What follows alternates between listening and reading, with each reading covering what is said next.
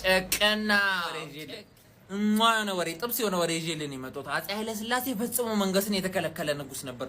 ንግስናን ተከልክሎ የነገሰው ንጉስ አጭር ሆኖ ግርማ ያለው እኔ ሰው አጭር ሰዎች እናንተ እኮ በጣም ሪስክ ናችሁ ከእናንተ ጋር መኖር ማርያምን እንዴ በጣም ከባድ ሰው ማለት ስማርታስ በቃ እቺን የሚያክለው አፄ ኃይለ ሥላሴ አንዋሻሻለን ግን ስራው ግን አፄ ኃይለ ሥላሴ ከልጅነቱ ነበር ፖለቲካን የገባው።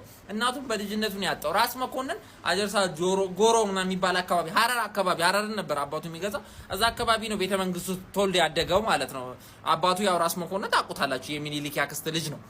ማነው ከዘናማቾች ናቸው ከሚኒሊክ ጋርና አባቱም ጎርመስ እንዳለ ሲሞት የሀረር ገዢ ያረጋኛል ብሎ ሚኒሊክን አፄ ሚኒሊክን ሲጠብቅ አፄ ሚኒሊክ ና እባክህ ስሬ ቁጭ በለ ጻር ምናምን ብሎ እዚህ ጋር አስቀመጠው ማለት ነው። ሰማኛ እንዲህ ልበላው እና እንደዛ ብሎ ሲያስቀምጠው በጣም ደበረው። አረ ሜላ ምን ሆነሽ ነው ፍጂ በቃ በእናትሽ እዛ ደቃ አርግኛል። አንተ ምንድነው የምትለው ገና ልጅ ነህ ተማራለሁ። እሺ በቃ ስርቅ ነው ብዙ ነገር ፖለቲካን አንደርስታንድ አደረገ። አደገ ድሮ ነው እንኳን ዘንቦብሽ ሆነ ፖለቲካን አንደርስታንድ አደረገ። በዚህ ሰዓት ላይ ግን አፄ ሚኒሊክ የልጅ ልጁን አነገሰ።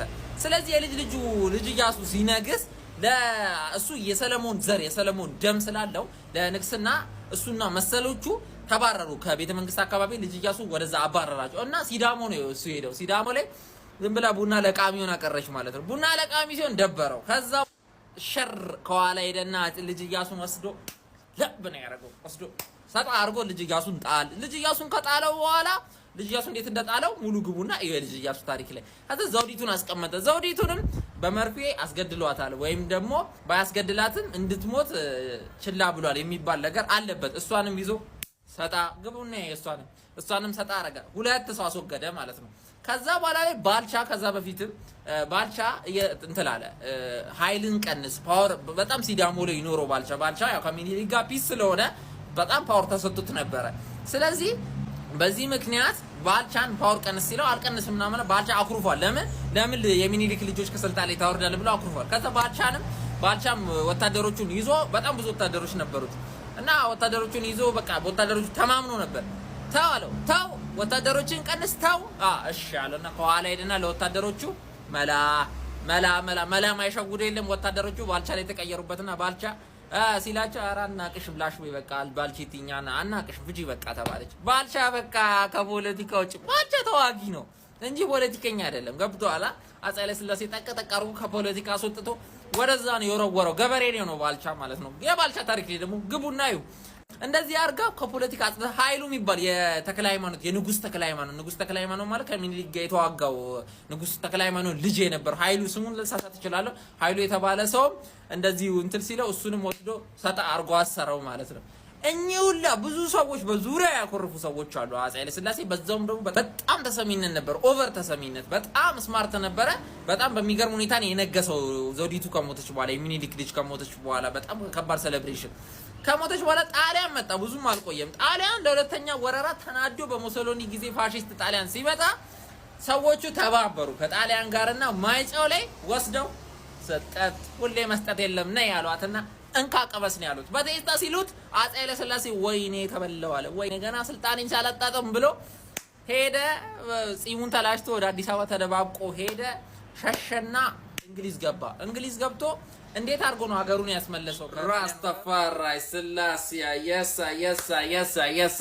አፄ ኃይለ ሥላሴ ከዛ ከታላቅነት ዓለም ከሚፈራው ሰው አንስቶ ወደ ሽንት ቤት ስር እስከ መቀበር ያደረሰው ምንድነው ሚሊዮን በዚህኛው ፓርት እንመለከታለን ማለት ነው። ለአንዳንዶች አምላክ፣ ለአንዳንዶች ሰይጣን ነው፣ ለአንዳንዶች ደግሞ ሰው ነው፣ መሪ ነው። አፄ ኃይለ ሥላሴ ከዘመኑ ጣሊያኖች ጦርነት ላይ ገቡ። እንግሊዞችን በሁለተኛ ዓለም ጦርነት ላይ ሲገቡ ተጠቀመ። አፄ ኃይለ ሥላሴ ተጠቀመው። በዛለ ላጥ ብሎ በሱዳን በኩል አድርጎ ከእንግሊዝ ጦር ጋር እንግሊዞች ለራሳቸው ብለው ጣሊያንን ለሞጋብ ብለው ኢትዮጵያ መልሰው ሪጌናል። በዚህ ሰዓት ላይ ግን እንግሊዝ መልሳ ለመግዛት አስባ ነበር። ይሄንን የቀለበሱት አፄ ኃይለ ሥላሴ ናቸው። አፄ ኃይለ ሥላሴ ባይኖር መልሶ እንግሊዝ ትገዛ ነበር። መሸሹ ጠቀመ ማለት ነው።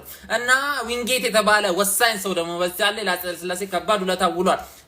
አፄ ኃይለ ሥላሴን የማስቀረት ነገር አላማ ነበር። እሱን ቀልብሷል ማለት ነው። ዊንጌት ሰፈር የተሰየመለት ዊንጌት ማለት ነው። ሳንፎርድ እና ዊንጌት ትምህርት ቤትና ሰፈር አይደል? አዎ።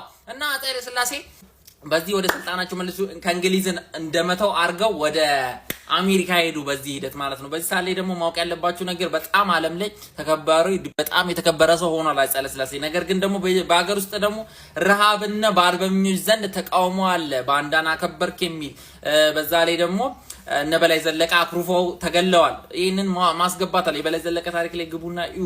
ብዙ ነገር አለ በአገር ውስጥ። እንደዛውም ሆኖ ደግሞ ኢትዮጵያን ኢኮኖሚ በጣም አሳድጎ ነበር እዚህ ሳለ ማለት ነው። 40 አመት ነው ኢትዮጵያን የመራው አፄ ኃይለ ሥላሴ ታውቃላችሁ አይደል? በዚህ 40 አመት ውስጥ የአገሪቷን ኢኮኖሚ ቡም ነው ያደረገው ቡም። ነገር ግን ደግሞ ደሃው ህዝብ ተሰቃይቷል። ረሃብ ላይ ነው። የባላባቱ ግፍ በስቷል። ይኖራሚን በዚህ የተማረሩ ተማሪዎች የፈረጠጡ ተማሪዎች ውጭ ሀገር ተምረው የመጡ ተማሪዎች እነ ኢሳያስ አፈወርቂ ሻቢያን ቀዳማይ ወያኔ የተመሰረተው ይሳለ ነው። ወያኔ ማለት ነው። ጎጃም ሪቤሊየን ነበር። በባሌ እኚህ ወሳኝ የተቃውሞ ቦታዎች ነበሩ ለአፄ ኃይለ ሥላሴ መንግስት። በዛ ላይ ደግሞ ፕሪንስ ነበራቸው። አስፋ ወሰን የተባለ ሰው ነበር ከአፄ ኃይለ ሥላሴ በኋላ ሚነክሰው ታውቃለህ? አዎ አስፋ ወሰን ሚነክስ ነበር። ነገር ግን ከአስፋ ወሰን ጋር በምን ተቀያየሙ? በፈቀለ መንግስት ይካሄድ የነዋይ ልጆች መንግስቱ ነዋይና ወንድማማቾች ሆነው መፈንቅለ መንግስት ያካሄዳሉ ማለት ነው። መፈንቅለ መንግስት አካሄደው አፄ ኃይለ ሥላሴ ብራዚል ሄደው እዚህ ሳለ ብራዚል ሲሄዱ ተጠባብቀው ሁሉን ነገር ይዘው ከሸፈ። በሚገርም ሁኔታ ነው የከሸፈው።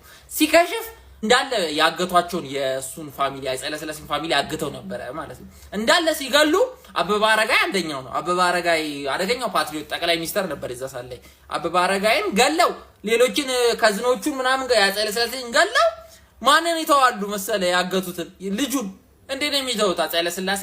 ምን ነው ለቀብር በመጣው አለ ተመልሰው ሲመጡ ማለት ነው። ምን ነው ለቀብር በመጣው ምን ነው ሞተ ክብር ነበር ለኔ አብሮ ቢተባበር ነው በሚለው ልክ ነው። ደግሞ እንዴት አይገደልም? የአፄ ኃይለ ሥላሴ ሳይገሉ እንዴ ሌላ ሰው ራሳቸውን አጠፉ እነሱ ማለት ነው። እነ መንግስቱ ኃይለ ማርያም ተመልሰው ከብዙ አመት በኋላ መፈንቅለ መንግስት አካሄደው አፄ ኃይለ ሥላሴ በሌክዠሪ ላይፋቸው ህዝቡ ተርቦ ወሎ ላይ ስፔሻሊ 77 ድርቅ ተርቦ እነሱ ፏስ ይሉ ነበር የሚል አኩዜሽን አለባቸው። በእነ ፓርት እውነት ነው የሚካድ ነገር አይደለም። አረጀ ሰውየው ስልጣኑን ማስረከብ ነበረበት። አፄ ኃይለ ሥላሴ አርጅቶ 80 ምናምን አመቱ ነው 82 አመቱ ነው። በቃ ቢበቃው ጥሩ ነበር። ልጁን ለስልጣን ቢያስረክብ ለአስፋው ወሰን ወይ ደግሞ ለዘር ያዕቆብ ለተባለ ለትንሹ ልጁ ቢያስረክብ አሪፍ ነበር ስልጣኑ። ነገር ግን ሙጭጭ አለ። ሙጭጭ ሲል ወሰደና መንግስቱ ኃይለማርያም እንካቀመስ ብሎ እስር ቤት ወርውሮት ሽንት ቤት ስር ተቀብሮ ነው የሞተው። እና ሽንት ቤት ስር ተቀብሮ የሞተው አፄ ኃይለ ሥላሴ ብቻ አይደለም። ለ3000 አመት ኢትዮጵያን ያስተዳደረው የሰለሞናዊ ዳይናስቲ አብሮ ነው ሽንት ቤት ውስጥ የተቀበረው ማለት ነው።